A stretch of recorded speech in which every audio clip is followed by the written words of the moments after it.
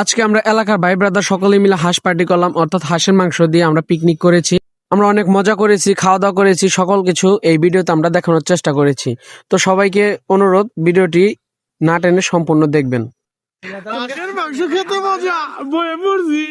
দেখেন 700 মানুষ 9টা হাঁস দা খাওয়াইলাম, এখন মনের দুঃখে আমি খালি হুদা মুড়ি খাইতেছি। আসসালামু আলাইকুম। আজকে আমরা হাঁস পার্টি করতেছি, অর্থাৎ হাঁসের মাংস দিয়ে আর কি পিকনিক করতেছি। তো আজকে আমাদের পিকনিকের যে স্থান, সেই জায়গাটি হচ্ছে আনসার কাকার ক্যাফ। তো এখন আমরা আছি সেই ক্যাফে। আমাদের পিকনিকের জায়গাটা কিন্তু এইখানে হচ্ছে। তো দেখি কোন পর্যন্ত আমাদের রান্না বাড়া হচ্ছে। তো আমি মাত্র আসলাম দোকান থেকে, এসে দেখি সবাই খুবই কর্মযোগ্য নিয়ে ব্যস্ত।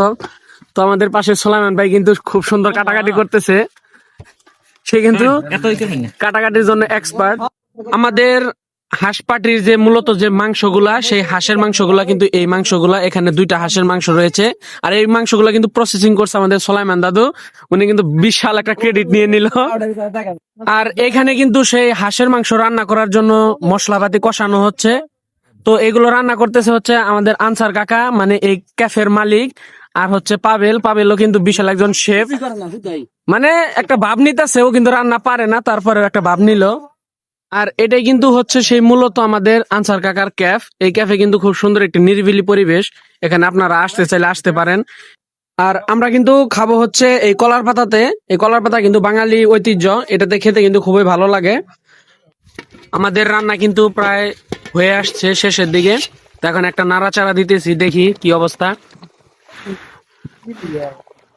আর এখানে কিন্তু ভাত রান্না করা হয়েছে। আমরা কিন্তু এই ভাত দিয়েই আমরা হাঁসের মাংস দিয়ে খাবো। গরম গরম ভাত, এই যে ধোয়া উঠতেছে। এখানে কিন্তু প্রায় 1 মণ চাউল রান্না করা হয়েছে, দেখি হয়তো কম দেখা যাইতেছে। সোলাইমান আর কি বললো এখানে 1 মণ, কিন্তু আমি বিশ্বাস করতেছি না। এখন কিন্তু আমাদের সেই কাঙ্ক্ষিত হাঁসের মাংসগুলো সার্ভ করতেছে এনামুল মামা কিন্তু বিশাল একজন খাজিনদার। সে খুব সুন্দর করে বানাটানা করে। আমরা কিন্তু এখন খাবার সামনে নিয়ে বসে পড়েছি। এই যে আমাদের সেই কাঙ্ক্ষিত হাঁসের মাংস, আর এ হচ্ছে কলার পাতাতে গরম গরম ভাত। তো এখন আমরা সবাই মিলে বসে বসে খাবো, আপনারা দেখতে থাকেন।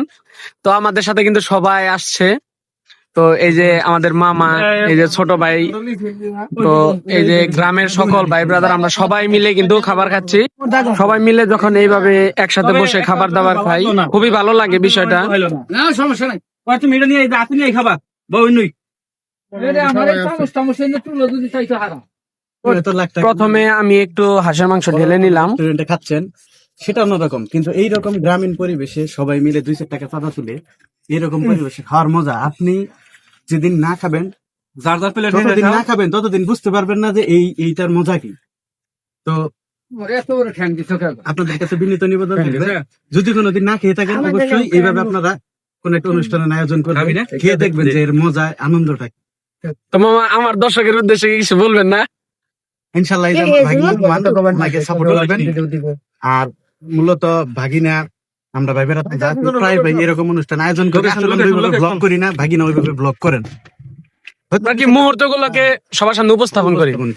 এখন হয়তো টুকটাক কিছু ব্লগ করতেছে, দেখতেছে, আপনারা দেখেন, আনন্দের মজা নেন। লাইক, কমেন্ট, শেয়ার এবং ফলো বাটনে চাপ দিয়ে দেন। ধন্যবাদ মামা। তো সবাই তোমরা মজা করে খাও, তো আমিও খাওয়া শুরু করি। যদি কেউ অর্ডার দেয় তাকে খাওয়াবে। তো এই যে হচ্ছে আমাদের আনসার কাকা, উনি কিন্তু এই ক্যাফের মালিক। উনি বলতেছে যে কেউ যদি এইভাবে খেতে চান, ওনার কাছে অগ্রিম বললে তো সবাই আসবেন। এভাবে বললে আর কি উনি রান্না করে খাওয়াবে সবাইকে। তো এইভাবে কিন্তু শীতের রাতে এরকম হাঁসের মাংস আর গরম গরম ভাত কলার পাতাতে খেতে খুবই ভাল লাগে।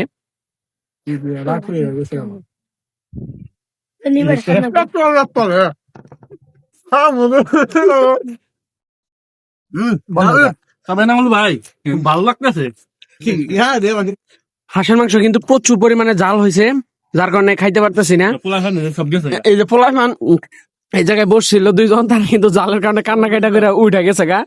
এই যে মামা জাল কিনে, এই যে একজন দেন, এই যে কান্না করতেছে। বাস্তব আমি জাল খাই না, প্রচুর পরিমাণে জাল।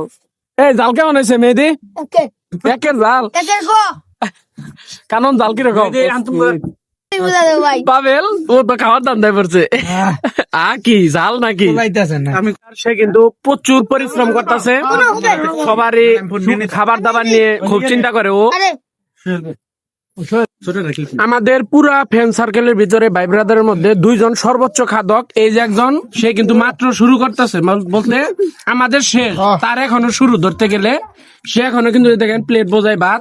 আর এই যে আরেকজন, এটা হচ্ছে বিখ্যাত খাদক যে কিনা রোজার মাসে 4 প্লেট করে শুকনা মুড়ি খায়, সে কিন্তু বিশাল একজন খাদক খাদক পাবেল।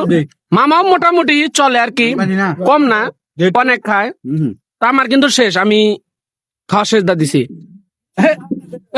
কিন্তু শেষ, মাংস নাই, শুধু ঝোল দিয়ে খাবে সে এই ভাত গুলা, কিন্তু যে নতুন খাদক না। Oh my God! আরে মানে ইয়ে কাল্লান হয়েছে, গরু কাল্লান হয়েছে নি। সবারই কিন্তু খাওয়া প্রায় শেষ, সবাই মাঠে থেকে আউট। তো আসল খাদক যারা, তারা কিন্তু এখনো মাঠে আছে। এই যে একজন, সে কিন্তু ঝোল দিয়ে খায় 5 প্লেট ভাত, সবাই কিন্তু মাঠ থেকে আউট প্রায়। তো আসল খাদকরা এখনো মাঠেই, তারা মনে হয় আরো 1 ঘন্টা খাবে। আচ্ছা চাচা, আপনার বলে মনে দুঃখ আছে কি একটা? দেখেন 700 মানুষ 9টা হাঁসদা খাওয়াইলাম, এখন মনের দুঃখে আমি খালি হুদা মুড়ি খাইতেছি, বুঝছেন? কে আপনি পাইন নাই, হাঁস পান নাই? না 700 মানুষ খাওয়াইলাম, তাহলে আমি হাঁসটা পাই কি? আর মনের দুঃখে মনে করেন যে এই মুড়ি খাইতেছি। কয়টা হাঁস দা খাওয়াইলেন? 9টা। আমরা এখন খাওয়া দাওয়া শেষ করে সবাই যার যার বাড়িতে যাইতেছি। তো 5 টাকার ঘুষ, আমাকে 5 টাকার পান খাওয়াইছে মামা। না, এটা মিথ্যা কথা, মামা আমারে খাওয়াইছে। এই তো দিলাম না মিয়া। তাও কত টাকা টুকা দিয়ে নাই, কেরা কেরা খাওয়াইছে ওটা জানি না। তো কথা একটাই খাইছি। তোরা মানে কোনো বক্তব্য আছে? শেষমেশ মরে যাবেন কে পেলে? তুমি কিছু খাবা? জাল খাবা? আল্লাহ হাফেজ। আরে কঠিন, কিবা জাল হয়েছে? মারাত্মক বিরাত্মক। মারাত্মক। মাংস খেতে মজা, বয়ে মরছি।